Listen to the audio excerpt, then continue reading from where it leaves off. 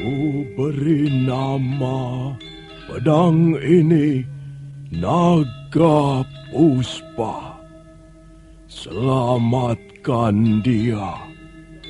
Jangan sampai jatuh ke tangan pendekar berwatak jahat.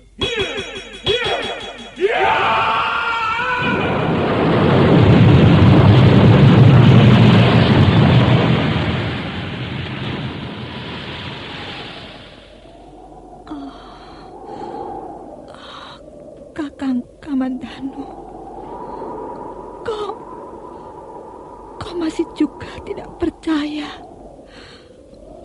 bahwa aku mencintaimu. Mesin, maafkan aku, Mesin. Mesin, Mesin.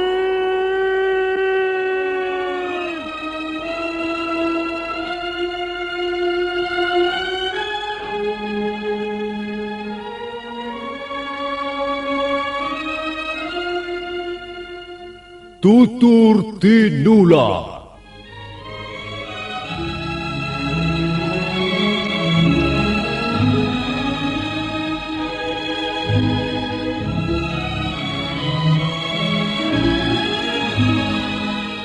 Sebuah sandiwara radio serial, produksi Sanggar Cerita dan Teater Sanggar Prativi. Sebuah kisah dengan latar belakang sejarah runtuhnya Singasari dan berdirinya Kerajaan Majapahit.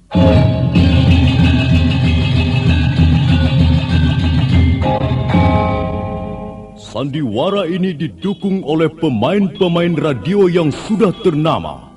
Ferry Fadli, Ivone Rose, dan Eli Ermawati.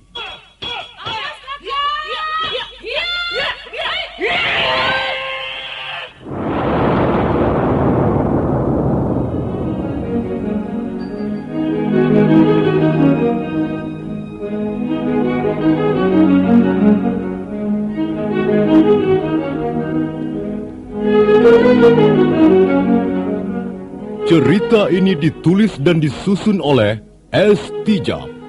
Teknik dan montase dikerjakan oleh Rudi Tinangon dan Joko SP. Sutradara EWS Yuwono.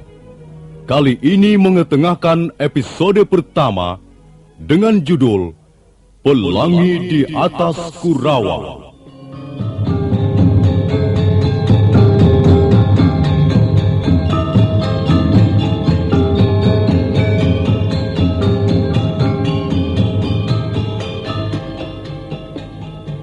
Dalam seri yang ke-10 ini didukung oleh para pemain Ferry Fadli sebagai Arya Kamandanu, M. Abud sebagai Arya Dwi Pangga, Lilin Nur Indasari sebagai Narirati, Eli Panca sebagai Nyi Rongkot, Marlon sebagai Dangdi, dan Nusri pembawa cerita. Selamat menikmati.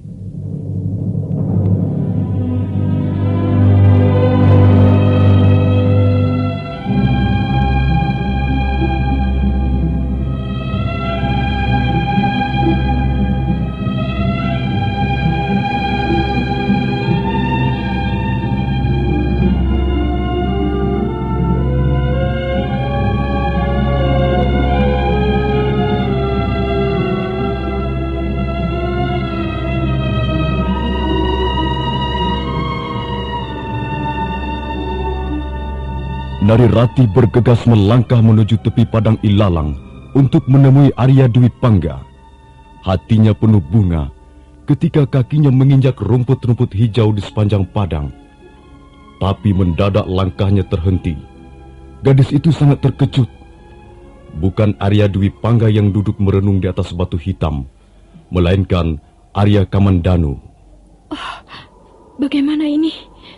Mengapa Kakang Kamandanu yang duduk di situ? Dan mana Arya Dwi Pangga? Apakah aku harus kembali saja? Tapi bagaimana dengan Kakang Kamandanu? Apakah tidak sebaiknya aku temui dia? Tidak. Tidak, aku tidak akan menemuinya lagi.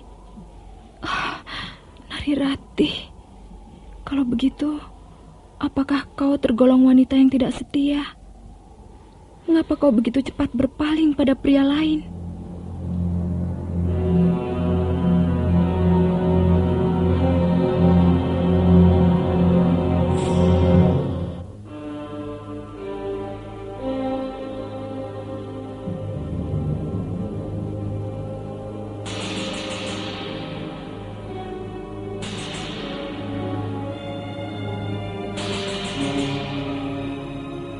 Ketika Narirati tengah sibuk tercekam oleh pikiran-pikiran yang berkecamuk dalam benaknya, mendadak tak jauh dari betis kakinya yang indah, muncul seekor ular pohon.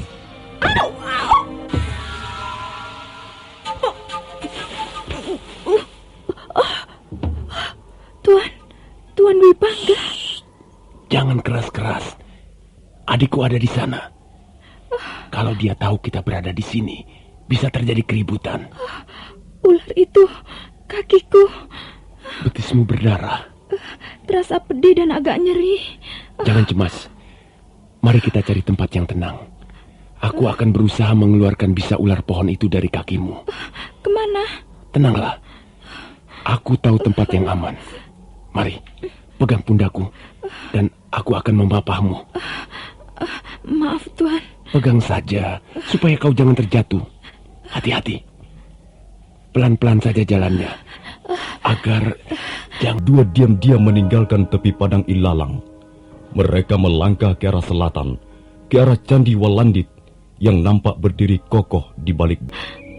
Sudah, di sini saja, Tuan. Aduh. Mengapa kita tidak beristirahat di dalam saja? Ruangan candi itu cukup leluasa untuk mengeringkan keringat kita. Kukeluarkan. Betismu bisa kaku dan membengkak. Apakah bisa ular itu berbahaya, Tuan? Aduh. Kenapa? Kau takut kehilangan sebelah kakimu? Itu tidak akan terjadi. Kalaupun terjadi, aku bersedia menggantikannya dengan dua belah kakiku. Sudahlah, Tuan jangan terus menggoda saya. Kau tidak usah khawatir, Rati. Bisa ular pohon itu tidak berbahaya. Maaf. Tuan, Tuan telah memegang betis saya. Aku harus mengeluarkan bisa itu, Rati. Tapi, mengapa Tuan memegang betis kaki saya? Betismu tidak berkurang indahnya walaupun kupegang 10 kali sehari. Tapi itu tidak boleh, Tuan. Itu terlalu lancang, bukan? Aku kan harus mengeluarkan bisa itu. Mengapa tidak boleh memegang betis kakimu? Sekarang, kau harus menganggap aku seorang tabib. Dengan apa Tuan akan mengeluarkan bisa itu? Bisa itu harus kusedot dengan ini. Mulutku. Lihatlah. Dia menyedot betisku dengan mulutnya yang bagus itu. Mengapa hatiku berdebar-debar? Arya Dwi Pangga, kau ini keterlaluan sekali. Kau nakal, tapi menyenangkan.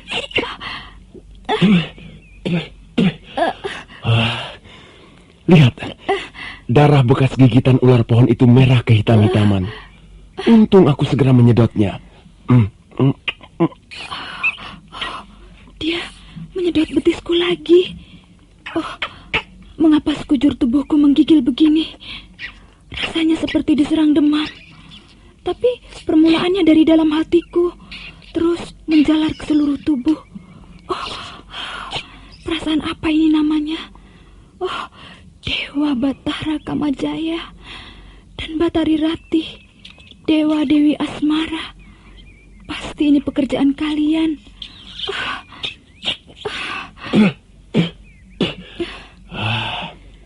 Nah, sudah agak bersih. Sudah tidak begitu hitam lagi. Aku yakin luka bekas gigitan ular ini tidak akan membengkak. Mengapa, Rati? Mengapa napasmu tersengal-sengal? Tidak apa-apa. Sakit ya? Iya, agak sakit sedikit. Kalau begitu, Coba sekarang kau baringkan tubuhmu sebentar di atas batu pipih ini. Ayo, berbaringlah. Terima kasih Kakang Dwi Pangga. Benar. Kemarin saja Angger masih mengeluh pusing. Mengapa Angger membohongi Bibi Rongkot yang sudah tua ini? Bibi tidak usah terlalu memikirkan aku, Bi. Bagaimana bisa begitu? Angger Kamandanu dan Angger Dwi Pangga adalah momongan Bibi sejak masih anak-anak. Sudah 15 tahun Bibi momong Angger berdua. Tapi mengapa sekarang Angger berkata begitu? Apakah Angger Kamandanu sudah tidak menginginkan Bibi tinggal bersama Angger lagi? Bukan begitu maksudku, Bi. Maafkan kalau kata-kataku tadi menyinggung perasaan Bibi. Ya, mungkin karena Nyi Rongkot ini sudah tua bangka. Orang kalau sudah tua tidak banyak berguna lagi. Dia hanya akan bertambah cerewet, banyak tingkah, sedangkan hasil pekerjaannya tidak sempurna lagi. Mungkin Angger sudah bosan melihat Bibi. Mengapa Bibi berkata begitu? Bagaimana aku bisa bosan pada Bibi Rongkot? Bibi sudah kuanggap seperti orang tuaku sendiri, Bi. Kalau begitu Bibi menjadi lega dan gembira sekali. Rupanya tenaga yang sudah semakin rapuh ini masih dibutuhkan juga. Sudahlah, Bi. Jangan membuat hatiku bertambah sedih. Ger, apa sebenarnya yang menggelisahkan hati Angger? Soal gadis desa Manguntur itu kan? Entahlah, Bi. Jangan terlalu dipikirkan, Ger. Nanti Angger bisa bertambah sakit.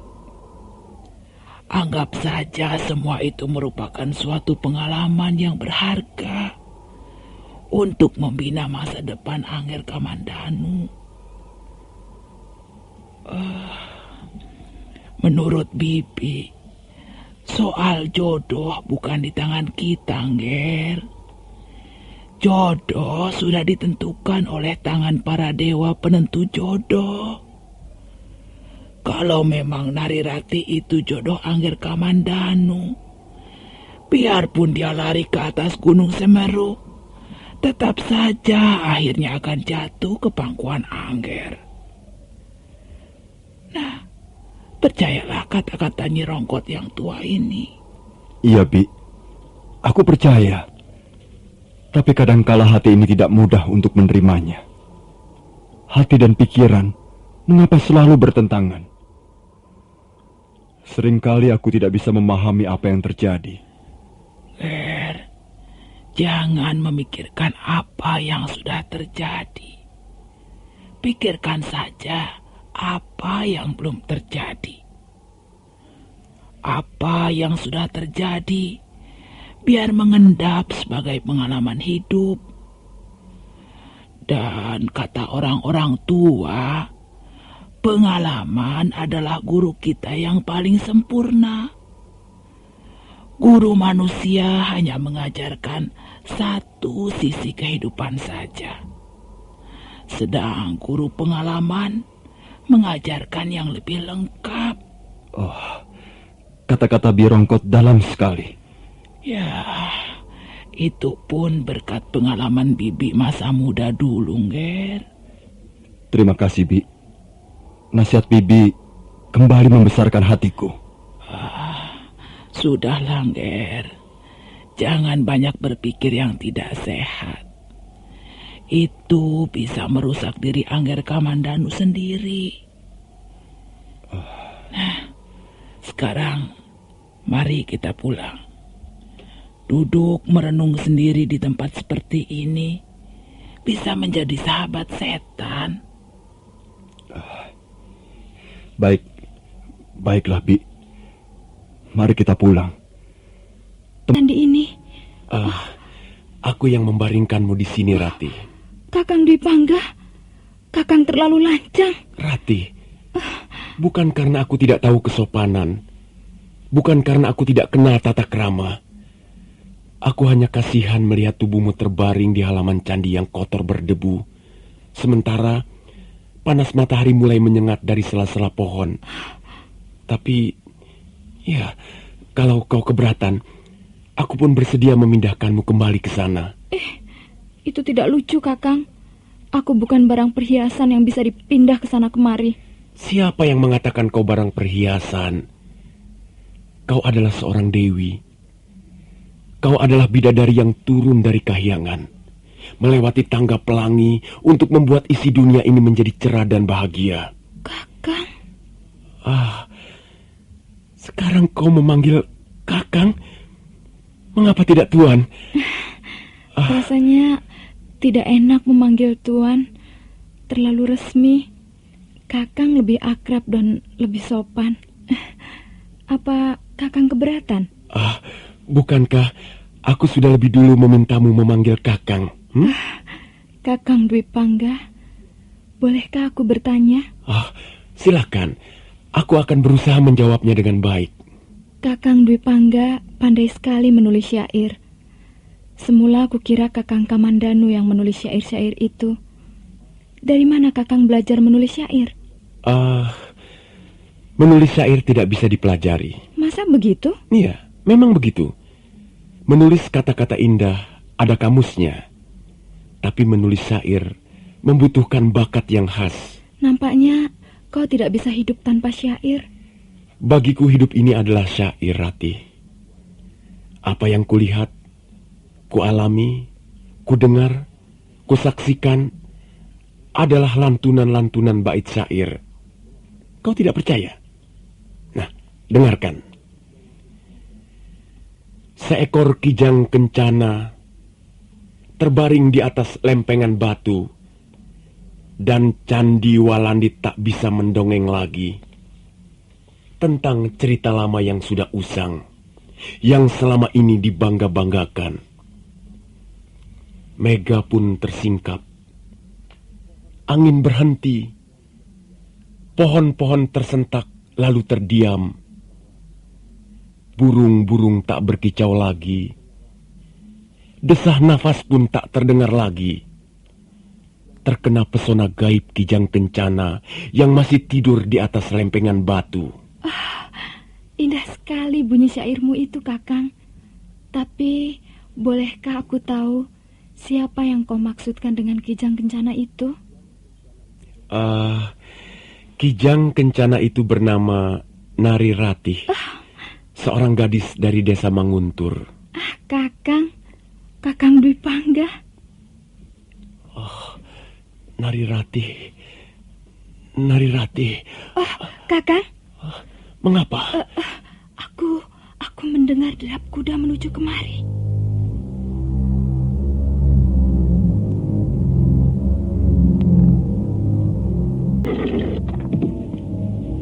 Hei, kalian yang ada di dalam candi, keluarlah. Aku tahu kau adalah Kamandanu dan anak Rekian Wuru. Ayo keluarlah, ini Dangdi. Jadi kalian tidak mau keluar? Kalau kalian tidak mau keluar, aku akan mengganggu kalian dengan batu-batu ini.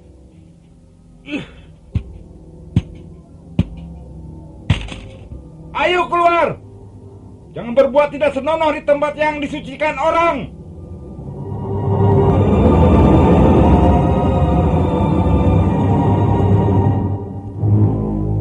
Nah, akhirnya kalian keluar juga. Nari Ratih. Wah, rupanya bukan Kamandanu yang menjadi pasanganmu sekarang ya? Kamandanu atau bukan, itu adalah urusanku. Kau tidak usah ikut campur, Dangdi. Baru aku tahu, Nari Ratih ternyata hanya wanita murahan. Kau gampang dibawa orang. Dangdi, Kakang, dia telah menghina aku. Dangdi, Mengapa kau mengganggu ketenangan kami? Aku hanya kebetulan lewat jalan ini. Kalian tidak usah khawatir. Tidak ada perlunya aku lama-lama di tempat ini. Hup! Ya! Nah, selamat berjumpa rayu. Ya, ya. Dangdi, dia telah menghina aku, Kakang. Mengapa kau diam saja, Kakang Dwi Pangga? Mengapa kau biarkan Dangdi merendahkan dan menghina Kijang Kencana? Sudahlah, Narirati. Dia sudah pergi. Apa perlunya melayani manusia seperti itu? Manusia mempunyai pikiran dan rasa. Sedang babi hutan hanya memiliki taring yang panjang, tapi tidak mampu melihat daki di tubuhnya. Dan orang seperti Dangdi itu mirip babi hutan. Biarkan saja babi hutan berkeliaran di hutan mencari makanan. Benar, Kakang. Tak ada manfaatnya kita melayani omongan orang seperti Dangdi. Hanya membuat sakit hati kita sendiri.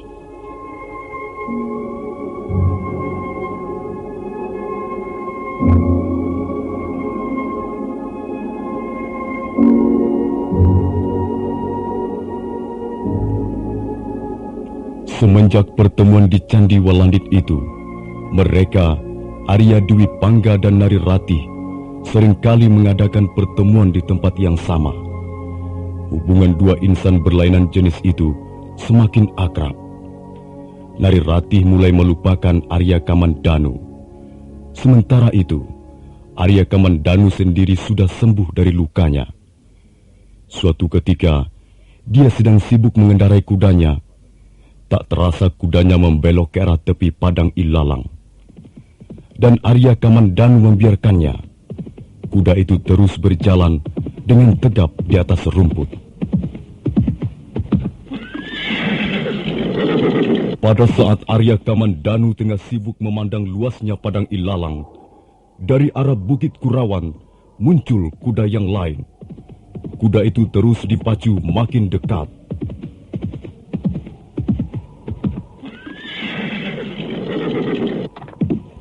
Aha, ada sahabat lama rupanya. Apa kabar, Kamandanu? Kau jangan mencari gara-gara lagi denganku, Dangdi.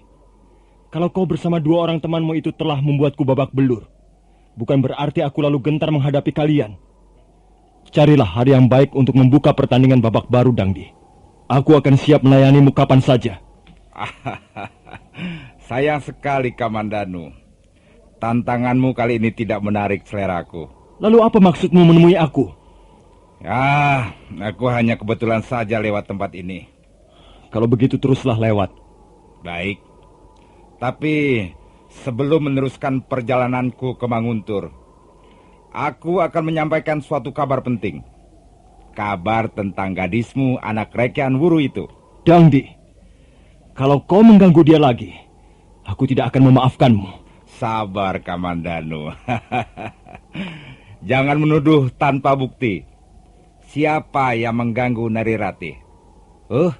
Kalaupun ada, bukan aku orangnya. Apa maksudmu, Dangdi? Kau akan tahu apa yang ku maksud. Kalau sekarang ini berkuda ke Candi Walandit. Arya Kamandanu tertegun sesaat. Candi Walandit?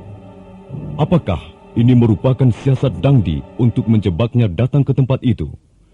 Nah, para pendengar sekalian, silakan mengikuti kisah ini dalam seri berikutnya. Seri ke-11 episode Pelangi di Atas Kurawan ini. Sampai jumpa.